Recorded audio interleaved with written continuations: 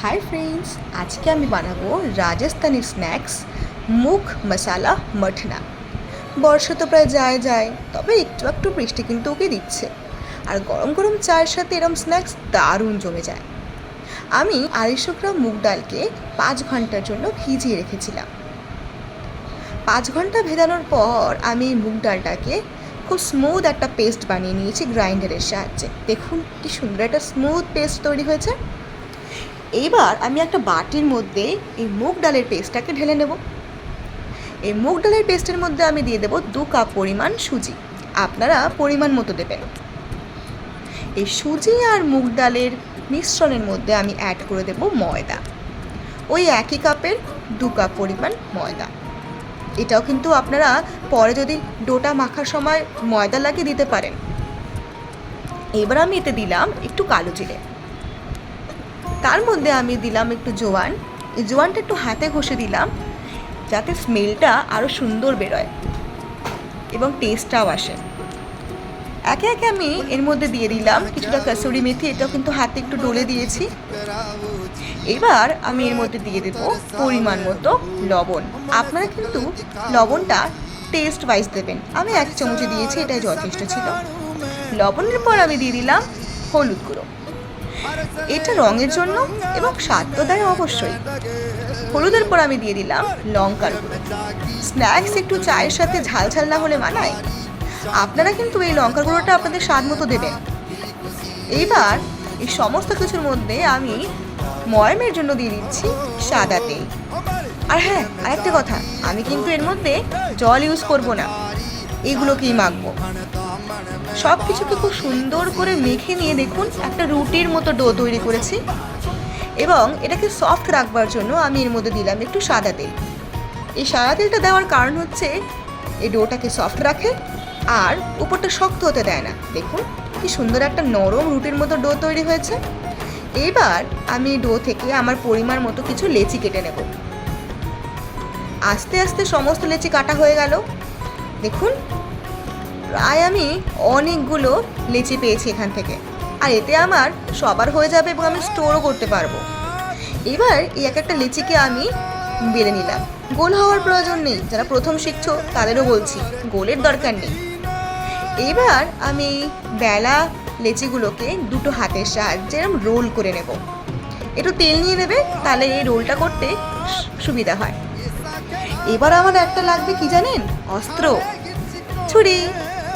এই ছুরির সাহায্যে আমি এই রোল করা ডোটাকে ছোট্ট ছোট্ট লেচির আকার দেবো, একদম ছোট্ট ছোট্ট নিমকির মতো।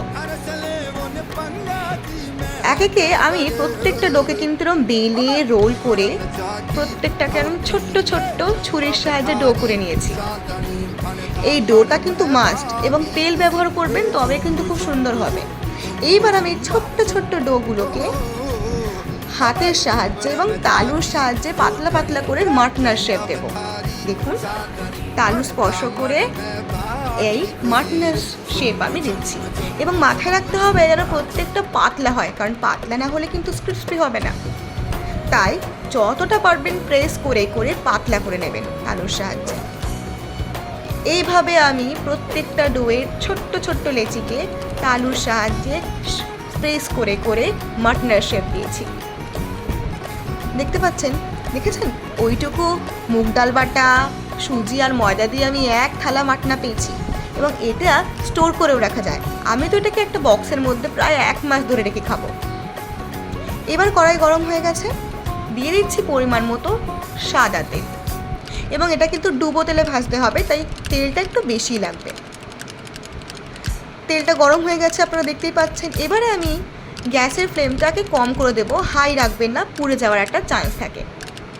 এবার একে একে আমি মাটনাগুলোকে তেলের মধ্যে ছেড়ে দিচ্ছি। দেখুন তেলটা বেশ ভালোই গরম হয়েছে, আর এক হাতে ক্যামেরা ধরে ভিডিও করতে হয় তাই একটু অসুবিধা হচ্ছে, কিন্তু আমার তো ভালো লাগে, কারণ আপনাদের আমি এই রেসিপিগুলো দিতে পারি। একে একে এই মাটনাগুলোকে আমি গরম তেলের মধ্যে ছেড়ে দিচ্ছি, এবং এই মাটনাগুলোকে প্রায় 5 মিনিট সময় ধরে লো ফ্লেমে ভাজতে হবে। এবং যতক্ষণ না একটা ব্রাউন কালারের শেপ আসে এইটাকে ভাজতে হবে, কারণ যত সুন্দর ভাজা হবে মচমচে হবে তত। মোটামুটি একটা ব্রাউন কালার করলে হলেই হয়ে যাবে। প্রত্যেকটা মাটনাকে আমি এভাবে ভেজে নেব এবং একটু সময় নিয়ে ভাজবেন, তাহলে কিন্তু বেশ ভালো হবে এবং সবাই ভালো খাবে। এবং আমি একটা কথা বলে দিই, যেরকম ছোট ছোট ইজি রেসিপিগুলো কিন্তু যারা প্রথম রান্না শিখছে তারাও করে খেতে খাওয়াতে পারে এবং সকলের মন জয় করে নিতে পারে। একটু নাড়িয়ে দিলাম যাতে তেলের তাপমাত্রাটা বা টেম্পারেচারটা সমস্ত জায়গায় সমানভাবে ছড়িয়ে যায়। এবার কাজের ফাঁকে নিজেকে একটু বুস্ট আপ করবার জন্য একটা চকলেট পেয়েছি, একটু খেয়ে নি, কি বলুন? এটা একটা হোয়াইট চকলেট, ভিতরে রয়েছে একটু ম্যাঙ্গো জেলি, কিন্তু ভীষণ টেস্টি ছিল, বিশ্বাস করুন। চকলেটটা খেয়ে দেখুন আমার হয়েও গেছে মাটনা ভাজা। চকলেট খেতে খেতে দেখেছেন রঙটা কেমন ব্রাউন হয়েছে, এরম রঙে রাখতে হবে কিন্তু, ঠিক আছে? আর ফ্লেমটা কিন্তু লো থাকবে। আস্তে আস্তে আমার সমস্ত মাটনা ভাজা হয়ে গেল এবং আমি তুলেও নিচ্ছি। ওদিকে গ্যাসের আরেক দিকে আমার চা বসানো আছে, সেটা আমি আর দেখালাম না, কারণ সবাইকে চায়ের সাথে পরিবেশন করব। দেখুন আমার সমস্ত মাটনা ভাজা রেডি। রাজস্থানি মুগ মশলা মাটনা কিন্তু দারুণ, এই ছুটির দিনে জমে যাবে, আপনারাও বানিয়ে নিন। টাটা।